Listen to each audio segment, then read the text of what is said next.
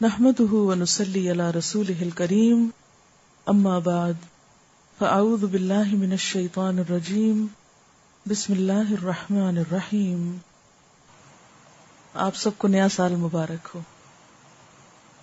کیوں اتنے خوف زدہ ہیں؟ کیا نئے سال کی مبارک نہیں دی جا سکتی؟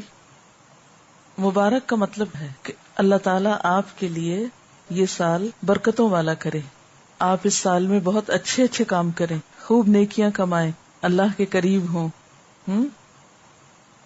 مبارک دینا جو ہے نئے سال کی، اس میں کوئی قباحت نہیں ہے، کیونکہ یہ تو ایک دعا ہے. اور اس موقع پر اس لیے کہ ہم عملاً عیسوی سال استعمال کرتے ہیں یا ہم اپنی تاریخ عیسوی سال کے اعتبار سے گنتے ہیں یا اوقات اور مہینوں کا حساب کرتے ہیں. تو جب ایک چیز ہمارے استعمال میں ہے ہی تو پھر اس اعتبار سے خاص دعا کرنا، خاص نیکی کے کاموں کے ہدف مقرر کرنا، اس میں کوئی قباحت نہیں ہے. ایک اور بات یہ ہے کہ سورج اور چاند دونوں اللہ کی نشانیوں میں سے ہیں، دونوں ہی اللہ تعالیٰ نے بنائے ہیں. ہجری کیلنڈر چاند کے اعتبار سے ہے، چاند اللہ کی تخلیق ہے، اور عیسوی کیلنڈر سورج کے اعتبار سے ہے تو سورج اللہ کی تخلیق ہے. ہاں، ہم ہجری کیلنڈر کو عیسوی کیلنڈر پر ترجیح اس لیے دیتے ہیں کہ نبی صلی اللہ علیہ وسلم نے اس کو استعمال کیا، اس لیے اس کی فضیلت اور فوقیت ہے، اس کا استعمال کرنا بہتر ہے. لیکن عیسوی کیلنڈر کو استعمال کرنا منع نہیں ہے، حرام نہیں ہے، گناہ نہیں ہے، غلط کام نہیں ہے، کیونکہ یہ شریعت کے تقاضوں سے ٹکراتا نہیں ہے. تو ہم اس وقت ایک طرح سے دو کیلنڈر استعمال کر رہے ہیں، اپنے دنیاوی امور کے لیے عیسوی کیلنڈر اور اپنے دینی امور کے لیے اور اپنی عبادات کے طور طریقوں کو بجا لانے کے لیے جو اوقات کا تعین ہے وہ ہجری کیلنڈر کے اعتبار سے. بس افسوس کی بات یہ ہے کہ ہمیں محرم، ربیع الاول، رمضان اور حج کے علاوہ باقی مہینوں کی یاد نہیں رہتی، اور باقی مہینوں میں یہ بھی پتہ نہیں ہوتا کہ تاریخ کون سی ہے. اس حد تک غفلت درست نہیں، اس حد تک بے نیازی اچھی نہیں. اس کے لیے کیا ضروری ہے کہ ہم کیا کریں؟ دونوں تاریخیں یاد رکھا کریں یا رکھنے کی کوشش کیا کریں. تو میرے خیال ہے کہ اس سال سے اگر ہم دونوں تاریخوں کا استعمال شروع کر دیں اور جہاں تاریخیں لکھی جائیں یا کہیں بھی ایک جگہ تو ریمائنڈر کے طور پر کسی سافٹ بورڈ پر یا کسی بھی جگہ ایک تاریخ کے ساتھ دوسری کا بھی ذکر کر دیا جائے تاکہ ہمیں یاد رہے. اگر ہم کچھ سنتوں کو فالو کرنا شروع کر دیں تو میرے خیال ہے کہ ہجری کیلنڈر پھر فراموش نہیں ہو سکتا، بھول نہیں سکتا.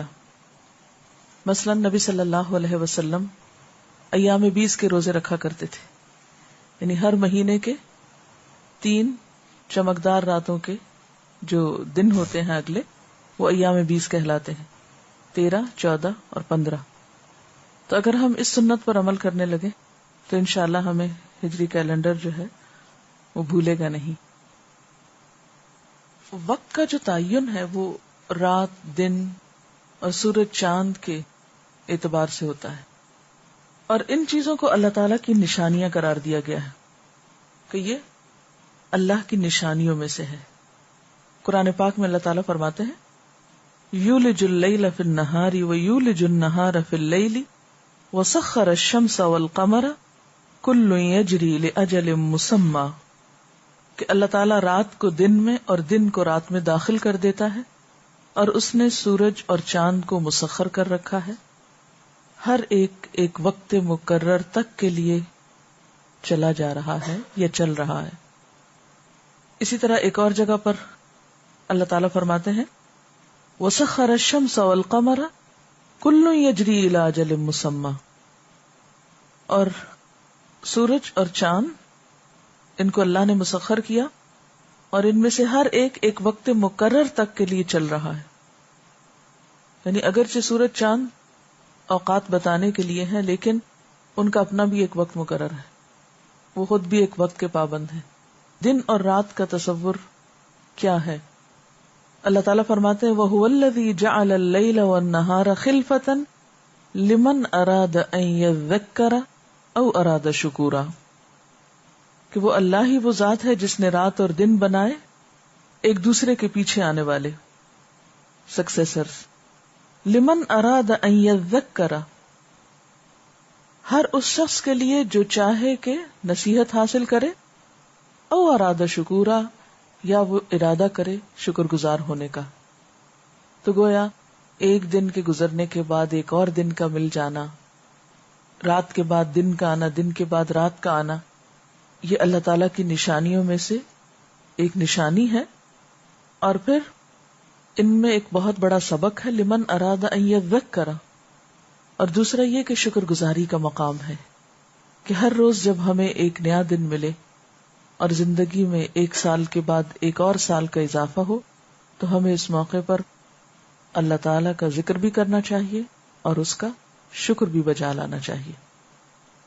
ذکر اور شکر کا احسن ترین طریقہ کیا ہے کہ انسان سب سے پہلے اپنی عبادات میں پابندی اختیار کرے. ہر مہینے کے آغاز کا حساب رکھنے اور سالوں کا حساب رکھنے کے لیے جو کہا تو اس میں نیت اور ارادہ کیا ہونا چاہیے کہ انسان اپنے فرائض کو ادا کرے. یعنی دن اور رات میں جب تبدیلی ہوتی ہے تو نمازیں، اسی طرح مہینوں کی تبدیلی میں زکوٰۃ، روزہ، حج. تو ایک مومن کا وقت کے ساتھ جو تعلق ہے اس میں سب سے پہلا کام دن اور رات کی تبدیلی میں یا گھنٹوں اور لمحوں کے گزرنے میں جس چیز کی فکر اور جس چیز کا خیال رکھنے کی ضرورت ہے وہ عبادات کے اوقات ہیں، اور ان میں خصوصی طور پر دن اور رات میں 5 نمازیں، اور مہینوں کی تبدیلی میں روزہ، زکوٰۃ اور حج. اگر آپ نیکی میں دور تک جانا چاہتے ہیں تو تنہا نہیں جا سکتے. لوگوں کے ساتھ تعلق، اکٹھے مل کر رہنا اور اکٹھے نیکی کے کام کرنے، یہ بے حد ضروری ہے. کیونکہ جب آپ لوگوں سے ملتے جلتے ہیں ان کی تکلیفوں کے باوجود، تو آپ اچھے لوگوں سے بھی سیکھتے ہیں، برے لوگوں سے بھی سیکھتے ہیں. آپ اچھوں کی تلاش میں نکلے، اگر راستے میں برے مل جائیں تو ان کی برائی بھی ہو سکتا ہے آپ کو نیکی پہ جما دے، اگر آپ کے اندر پہچان والی نظر ہوگی تو. پھر آپ نکلے اور حرکت کریں لوگوں کی مدد کے لیے. کوئی بیٹھ کے اٹھ نہیں پا رہا، کسی کی کتاب گر گئی، کسی کا قلم چھوٹ گیا، چھوٹے چھوٹے کاموں میں دوسروں کی مدد. اپنی شخصیت کو ہر دم ہر لمحہ خدمت کے لیے تیار رکھیں کہ چھوٹی چھوٹی چیزوں میں راہ چلتے کسی نہ کسی کی کچھ نہ کچھ مدد. یعنی گھر میں کچھ ہے تو وہاں سے دے دیا، پیسوں سے مدد کر دی، سفارش کر دی جا کے کہ یہ شخص اس چیز کا ضرورت مند ہے، اس کی مدد کر دو.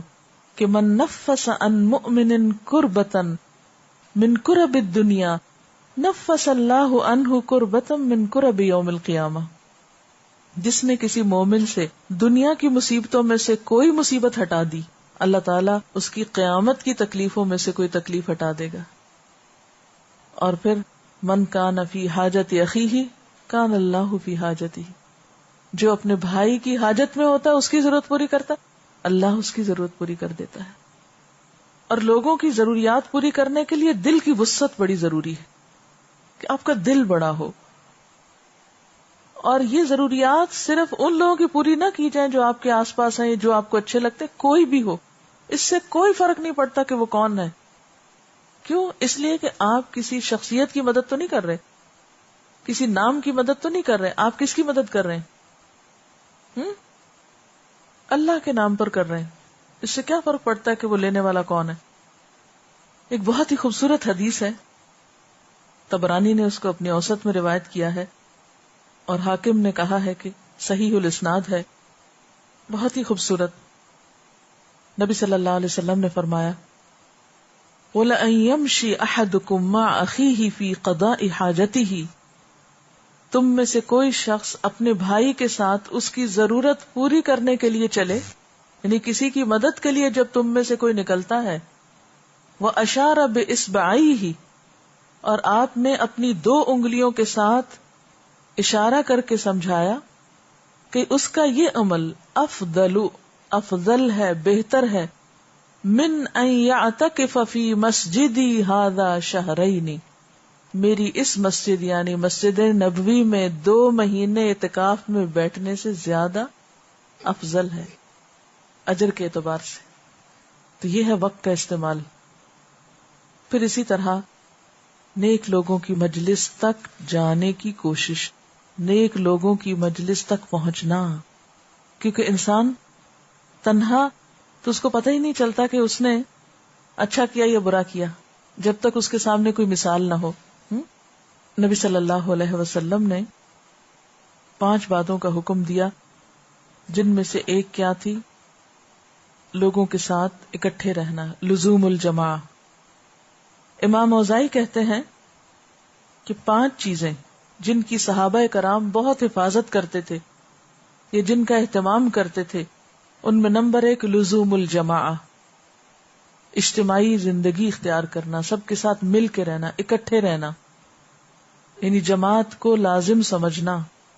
نمبر 2 اتباع السنہ، ہر کام میں سنت کی پیروی. نمبر 3 عمارت المسجد، مسجد آباد کرنا. اور نمبر 4 تلاوت القرآن، قرآن کی تلاوت یعنی کثرت سے کرنا. اور پھر نمبر 5 والجہاد فی سبیل اللہ، اللہ کے راستے میں جہاد کرنا. آج آپ دیکھیں انٹرنیٹ پہ جو چیٹ ہو رہی ہے، سب سے زیادہ پاکستان سے، یعنی جو ریشو ہے وہ سب سے زیادہ پاکستان کا نمبر 1 ہے، جہاں کی یوتھ جو ہے وہ چیٹ میں لگی ہوئی ہے. گھنٹوں گھنٹوں لوگ بیٹھے رہتے ہیں کمپیوٹرز پر وقت ضائع کرنے. کبھی سوچیں تو حاصل کیا ہوتا ہے. کسی انسان کے پاس بیٹھ کر تو پھر بھی انسان سمجھے، یعنی انسان کو انسان سے ایک انس ہوتا ہے، لیکن ایک مشین کے ساتھ بیٹھ کے جو گھنٹوں گزرتے ہیں اور اس میں اوقات ضائع ہوتے ہیں، نمازوں میں تاخیر ہوتی ہے، حقوق میں کوتاہی ہوتی، فرائض میں غفلت ہوتی. کبھی انسان سوچے تو کیا ہے، محض خواہشات نفس کی تکمیل اور وقت کا ضیاع. جب تک ہم اپنا احتساب خود نہیں کریں گے، جب تک ہم خود اپنے ساتھ سچے نہیں ہوں گے، کوئی شخص ہمارے لیے کچھ نہیں کر سکتا. تو اس لیے ہم سب اپنا اپنا حساب کریں. سبحانک اللہم و بحمدک، اشہد ان لا الہ الا انت، استغفرک و اتوب الیک. والسلام علیکم ورحمۃ اللہ وبرکاتہ.